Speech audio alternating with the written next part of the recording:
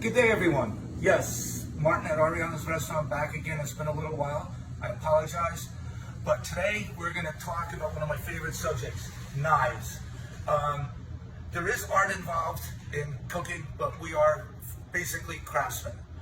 Your woodworkers have tools, your carpenters have tools, we all have tools. So I have a wonderful selection of knives, and each one certainly has a purpose. We're going to go through it quickly. Old school, this is just a pastry spatula. This is for cakes. Large school for getting the icing and stuff all around the cake. And this is a pastry knife. Very long, simple blade, but this is used for cutting across your large round cakes. When you make a wedding cake or something, separate them and put the icing in between. So those two are pretty much baking tools. These guys are for heavy duty butchering. This is old school, these are called scimitars. They're for getting into hard pieces of meat, tough to cut and breaking down large pieces. They have a little bit of serration there to it. This is one as well, kind of easy to get into maybe smaller pieces of meat, but these are sort of for breaking down cuts of meat into smaller workable pieces. Again, scimitars, old school. This one is probably 40 plus years old. I think this was given to me by my first chef, Walter. And again, it's a classic. I don't use it as much, but it's just nice to have. The cleaver, these guys are great. They're fun. Not a lot of use. I mean, obviously in Asian cooking, they work a lot with it. I tend to use this for breaking down chicken. It's got a little bit more weight. We're cutting through like bone joints, basically between the leg and the thigh. Boom, cut right through it. This nice little weight, nice sharp edge, goes through very nicely. Here we've got a variety of sort of boning knives. I've got a wide variety of these. These are thin. They have some flexibility. Sometimes we also use this for cutting some cakes, especially on chocolate torte, very, very thin and light. We'll torch it with a butane torch so it cuts through the chocolate very clean. This is definitely a fillet knife, nice little flexibility to it. This is global, I love this style. This is for really getting into smaller cuts. When we take a leg of lamb or something, you just work around the bones in there to get all the muscle packets off. This guy is kind of fun. This was at one point like this. A nice little serrated knife. This is probably, again, 30, 40 years old. I've had it sharpened so much on a stone that it's whittled down to just this little bit. So this kind of works along in with these sort of little boning knives themselves. Quickly jump into this guy, serrated knife. You need a good bread knife. This was designed for cutting crust. A good bread is very crusty, and to get it through it, you need a really good sharp edged serrated knife. So this is ideally for bread, pretty much only. Sometimes you can use it for cutting tomatoes because of really sharp serration.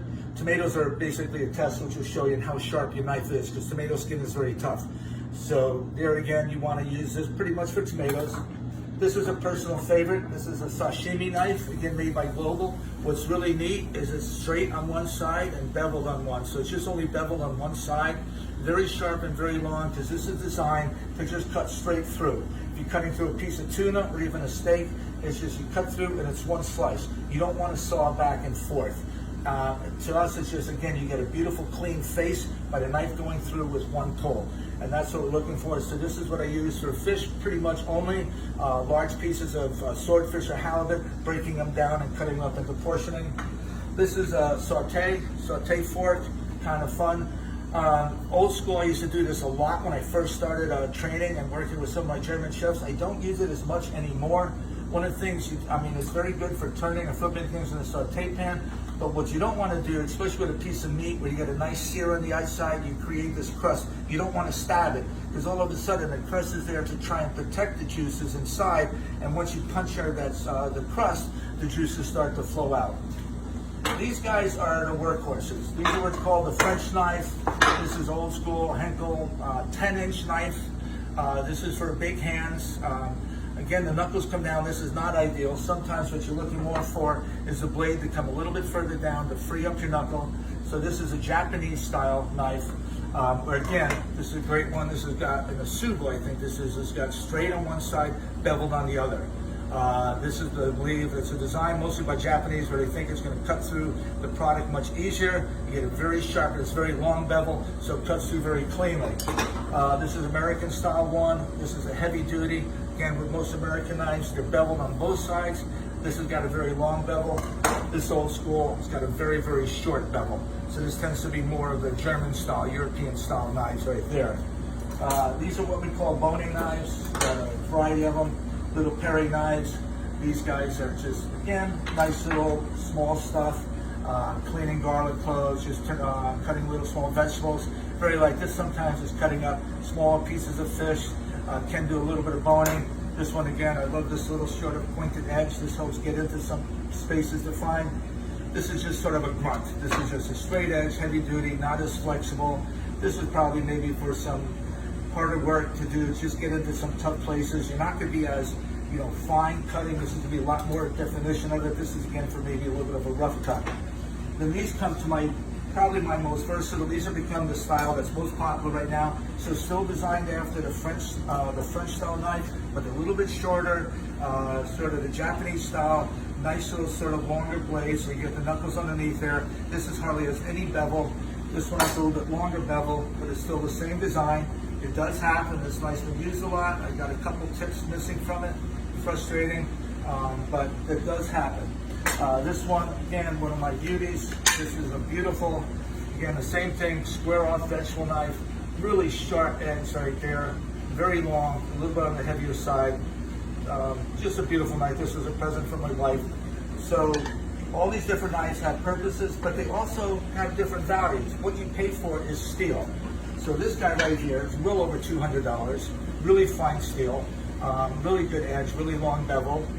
This little guy right here doesn't seem like much. This is Japanese steel, one of my favorite knives. This is around $150. Your globals, they're up 100 or so. This guy over 100. And then some of your basic knives, these will be about 60 or 70. This one was a nice little company, $50. This one's a little less expensive because a lot of times these knives, you'll see right here is a great example, the blade goes all the way through to the knife. This one is probably just inserted into the wood, so it doesn't have as much. So the steel's more expensive than the wood. So that's where you're going to find out what you pay for mostly is the quality of steel. Other little things, it's good to have a good pair of kitchen shears. You really like to have those. This is a kind of fun one I keep around with me. Really small cutting, but just have that available as well. Quickly before you show a little cutting demonstration, steels. These are actually called honing devices. This is a butcher steel. One of them is round, one of them is sort of flat. What they do is they help bring an edge back to a knife. They will not sharpen a dull knife. This is for maintaining edges. But to get a good edge in the beginning, you have to take it to a stone. Some people will put it on a grinder wheel. That's fine, but if you keep doing it on a grinder wheel, you will get what happened to this guy. You lose a lot of steel. On a stone, you do not lose as much steel. For these guys, I pretty much will put a knife on a stone, on a steel or honing device every day. What you do is you kind of look at the bevel of the knife. So I'm looking at the knife, and that's about the angle I want to go to. I don't go like this. I try and go right along with the bevel that's there. The French guys will kind of do it like this. That's why you have the guard right there. There's no right or wrong. Some of the old school people say you have to go with this direction. I go with that direction. I feel more comfortable. Just you do want to do some pressure, but kind of going away from yourself. Sometimes you'll see people doing it like this as well. Different options, but this is for honing. Now what does happen is they are slightly magnetic, so every time you cut something, you get tiny little fragments of steel that build up on the edge of the knife. And so clean white napkin. So what happens is that you're going to see right here, that's just steel fragment, very, very fine steel filament that comes off of this steel from just sharpening all the time. This thing touches nothing else but knives, and yet you get that on there. So that's what that is. Cutting. A couple different styles. First thing, you want to use your hand as a claw when you're cutting, okay? You have the claw right there, so this protects it. You have your knuckles right there. So if the knife slips, you're going to get into your fingernails. It's okay to nick a fingernail. You don't want to cut a finger. So that's the idea, is right there is sort of the claw. We take our pepper, so a couple different ways. One we call is julienne. So we take it and we cut along lengthwise. And so this is what we would call a julienne. Nice thin slice of peppers. I also like, as you notice, the knife never leaves the bore. Some people will go like that. I've always been taught to be sort of quiet with the knife just flows. Now if you want to do what's called a small dice, what we call a brunoise dice, you take your julienne, you can do a few pieces at a time, line them up, and then come back with a small dice, okay? And then what we have here is, we also kind of call it like brunoise means fine dice, or do a little vegetable confetti, and you get a really, really small fine dice. So to get that, it's two-step. One, you get your product into a julienne, and then two, you can kind of get it into a small dice. If you want a larger dice, it's just nothing more than just taking a bigger swipe of it, and you get a larger dice like that. Bulbs like fennel, I love working with fennel, just cut the top off. These guys will have cores, so if you have a vegetable with a core, which is right there, you want to get it into a quarter section, and that way you just remove the core easily, and now your vegetable is ready to cut. With fennel, sometimes what I like to do is cut it in half, and then we'll do a thin julienne like this. And this is what I love for a shellfish stew. Fennel is a wonderful product that I love working with, so that's a nice little cut for the fennel. Onions. What we do when we have a cutting board, you want to make sure that you have something underneath. These little shelf units are great because they're easy to wash and they allow the cutting board to stay there. You don't want the cutting board moving or slipping around on you. The onion, probably the most popular product we cut with. I'm not worried about it. I just cut the ends off, take a little knife and cut the edge of this and just peel it off. I'm not worried about just getting a simple skin. So here we have our onion. You want to get rid of this, any bit of the little yellow part inside, you want to dispose of that. That is bitter. This is where you can take a little paring knife and kind of pull that out.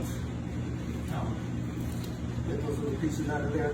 And then what we do is we kind of, for an onion, you have it, take half. We're going to come through like this a couple times.